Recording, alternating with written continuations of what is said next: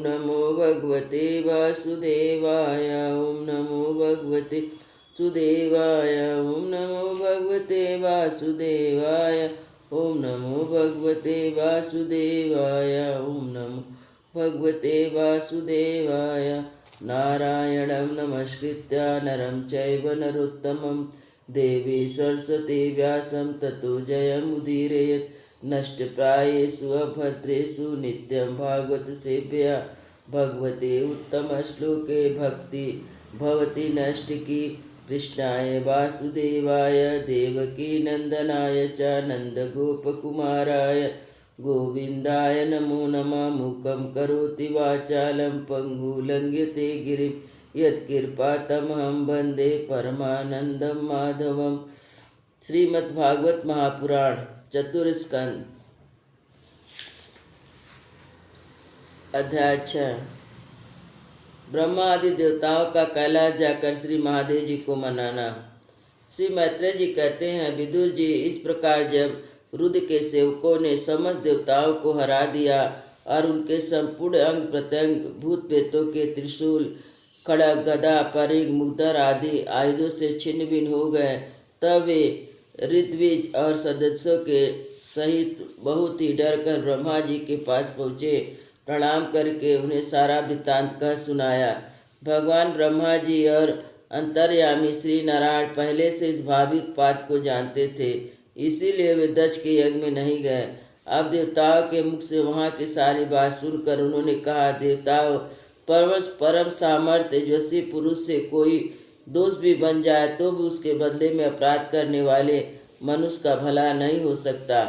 फिर तुम लोगों ने यज्ञ में शंकर का प्राप्त भाग ना देकर उनका बड़ा भारी अपराध किया है, परंतु शंकर जी बहुत शीघ्र प्रसन्न होने वाले हैं, इसलिए तुम लोग शुद्ध हृदय से उनके पैर पकड़ उन्हें प्रसन्न करो, उनसे क्षमा मांगो। दक्ष के दुर्वचन रूपी बाणों से उनका हृदय पहले से ही बिध रहा था, उस पर उनकी प्रिया सती जी का वियोग हो गया। इसलिए यदि तुम लोग चाहते हो कि यज्ञ फिर से आरंभ होकर पूर्ण हो, तो पहले जल्दी जाकर उनसे अपने अपराधों के लिए क्षमा मांगो, नहीं तो उनके कुपित होने पर लोकपाल के सहित इन समस्त लोगों को भी बचना असंभव है।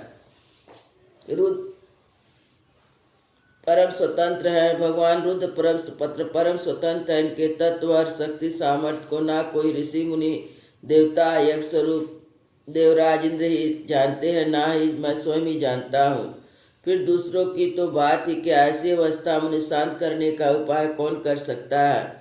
देवताओं से इस प्रकार कहकर ब्रह्मा जी उनको प्रजापतियों को और पितरों को साथ ले अपने लोक से सब पर्वत श्रेष्ठ कैलाश को आए, जो भगवान शंकर का प्रिय धाम है। उस कैलाश पर औषधि तप मंत्र तथा योग आदि उपायों से सिद्धि को प्राप्त हुए और जन्म से ही सिद्ध देवता नित्य निवास करते हैं। किन्नर गंधर्व अप्सराएं सदा वहाँ बने रहते हैं। उनके मणिमय शिखर हैं, जो नाना प्रकार की धातुओं से रंग बिरंगे प्रतीत होते हैं। उस पर अनेक प्रकार के वृक्ष लता गुल्म आदि छाए हुए हैं, जिनमें झुंड के झुंड जंगली पशु विचरते हैं। वहाँ निर्मल जल के अनेक झरने बहते हैं और बहुत सी गहरी कंदरा ऊंचे शिखरों के कारण वह पर्वत अपने प्रियतमों के साथ विहार करते हुए सिद्ध पत्नियों का क्रीड़ा स्थल बना हुआ है। वह सब और मोरों के शोर, मंदात भ्रमों के गुंजर, कोयलों की कू ध्वनि तथा अन्य पक्षियों के कलवर से गूंज रहा है। उनके कल्पवृक्ष अपनी ऊंची ऊंची डालियों को हिला हिला कर मानो पक्षियों को बुलाते रहते हैं, और हाथियों के चलने फिरने के कारण वह कैलाश स्वयं चलता हुआ सा और झरने की कलकल ध्वनि से बातचीत करता हुआ जान पड़ता है। मंदार, पारिजात, सरल, तमाल, साल, ताड़, कचनार, असन, अर्जुन के वृक्षों से वह पर्वत बड़ा ही सुहावना जान पड़ता है। आम, कदम, नीप, नाग, पुन्नक, चंपा, गुलाब, अशोक, मौल, सिरी, कुंद, कुर्बक, सुनहरे, सतपत्र, कमल, इलायची, मालती की मनोहर लता तथा कुब्बज, मोगरा और माधवी की बेलें से उसकी शोभा बढ़ाती है। कटहल, गूलर, पीपड़, पाकर, बड़, गूगल, भोजवृक्ष, औषधि जाति के पेड़ आदि जो फल आने के बाद काट दिए जाते हैं, सुपारी, राजपूत, जामुन, खजूर, अमड़ा, आम, पियाल, महुआ, लिसौड़ा आदि विभिन्न प्रकार के वृक्षों तथा पोले तथा ठोस बांस के झुरमुट सा पर्वत बड़ा ही मनोहर मालूम होता है। उसके सरोवर में कुमुद, उत्पल, कलहार और शतप्रत आदि अनेक जाति के कमल खिल रहे हैं। उनकी शोभा से मुक्त होकर कलवर करते हुए झुंड के झुंड पक्षियों से बड़ा ही भला लगता है। वहाँ जहाँ तहाँ हिरन, बानर, सुअर, सिंह, रीछ, शाही, नीलगाय, सरब, बाघ, कृष्णमेघ, भैंसे, कड़ंत्र, एक पद, अश्वमुख, भेड़िया, कस्तूर मृग घूमते रहते हैं तथा वहाँ के सरोवर के तट पर केले की पंक्तियों से घिरे होने के कारण बड़ी शोभा पाते हैं। उनके चारों ओर नंदा नाम की नदी बहती है, जिसका पवित्र जल देवी सती के स्नान करने से और भी पवित्र और सुगंधित हो गया है। भगवान भूतनाथ के निवास स्थान कैलाश पर्वत की ऐसी रमणीयता देखकर देवताओं को बड़ा आश्चर्य हुआ। वहाँ उन्होंने अलका नाम की एक सुरम्य पुरी और सौगंधित वन देखा, जिसमें सर्वत्र सुगंध फैलाने वाले सौगंधित नाम के कमल खिले हुए थे। उस नगर के बाहर की ओर नंदा और अलकनंदा नाम की दो नदियाँ और तीर्थपाद श्री हरि की चरण रस से संयोग से अत्यंत पवित्र हो गई। विदुर जी उन नदियों में रति विलास की थकी हुई देवांगनाएं अपने अपने निवास स्थान से आकर जल क्रीड़ा करती है, उसमें प्रवेश कर अपने प्रियतों पर जल उलझती है। स्नान के समय उनका तुरंत का लगाया हुआ कुछ कुमकुम धुल जाने से जल पीला हो जाता है और उस कुमकुम में से जल को हाथी प्यासा ना होने पर भी गंध के लोभ से स्वयं पीते और अपनी हथिनियों को पिलाते हैं।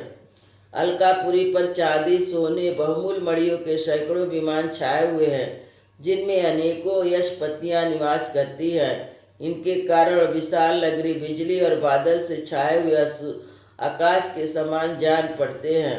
यक्षराज कुबेर की राजधानी उस अलकापुरी को पीछे छोड़कर देवतागण सौगंधित वन में आए और वन रंग बिरंगी फल फूल पत्तों वाले अनेकों कल्प वृक्षों से सुशोभित था।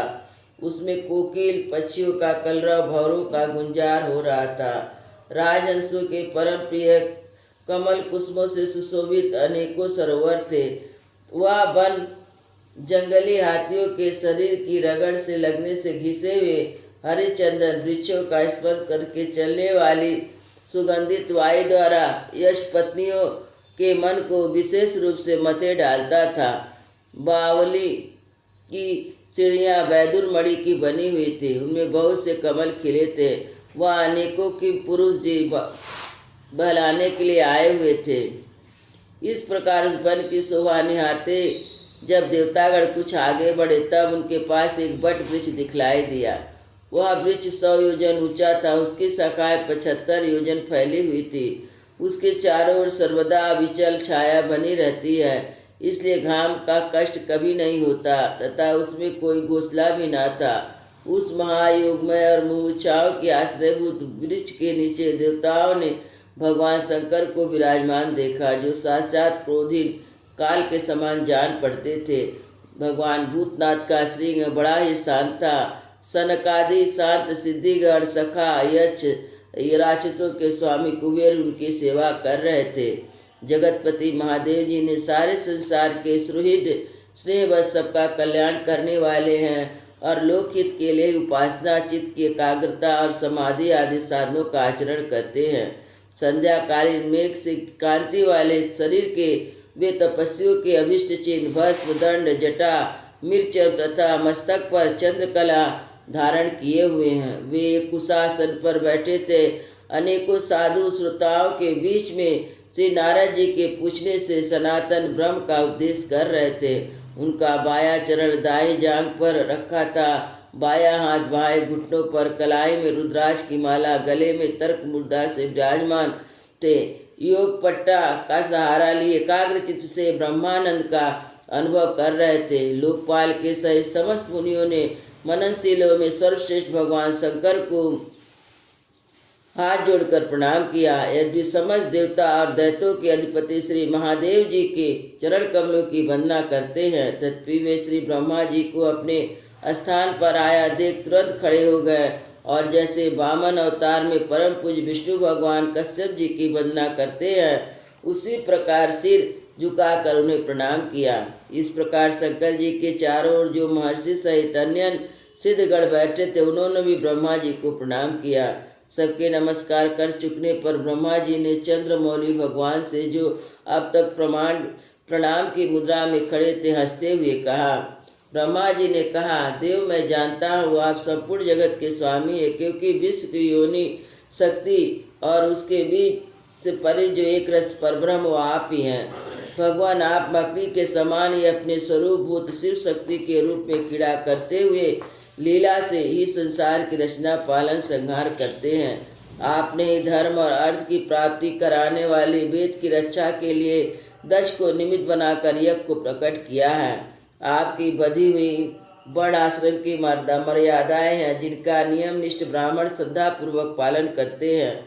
मंगलमय महेश्वर आप शुभ कर्म करने वाले को स्वर्ग लोक तथा मोक्ष पद प्रदान करते हैं, पाप कर्म करने वाले को घोर नरक में डालते हैं। फिर भी किसी किसी व्यक्ति के लिए इन कर्मों का फल उल्टा कैसे हो जाता है। जो महानुभव आपके अपने चरणों में अपने समर्पित कर देते हैं, समस्त प्राणियों में भी आपकी झांकी करते हैं, समस्त जीवों की अभेद दृष्टि से आत्मा को ही देखते हैं। वे पशुओं के समान प्रायः क्रोध के अधीन नहीं होते। जो लोग भेद बुद्धि होने के कारण कर्मों में आसक्त है, जिनकी नियत अच्छी नहीं है, दूसरों को उन्नति देकर जिनका चित्त रात दिन कूड़ा करता है, और जो मर्म भेदी अज्ञानी अपने दुर्वचनों से दूसरों का चित्त दुखाया करते हैं, आप जैसे महापुरुषों के लिए उन्हें भी मारना उचित नहीं है, क्योंकि ये बेचारे तो विधाता के ही मारे हुए हैं।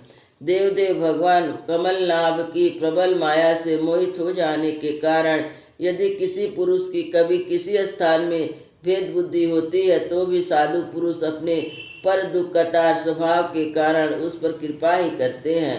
दयावश जो कुछ हो जाता है उसे रोकने का प्रयत्न करते हैं। प्रभु आप सर्वज्ञ हैं। परम पुरुष भगवान की दुस्तर माया ने आपकी बुद्धि का स्पर्श भी नहीं किया है, अतः जिसका चित्त आपके वशीभूत होकर कर्म मार्ग में आसक्त हो रहा है, उनके द्वारा अपराध बन जाए तो भी उन पर आपकी कृपा ही करनी चाहिए।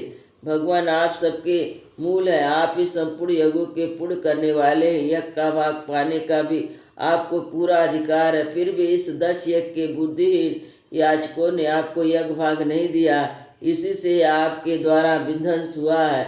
अब आप इसे अपूर्ण यज्ञ को पुनः उद्धार करने की कृपा करें।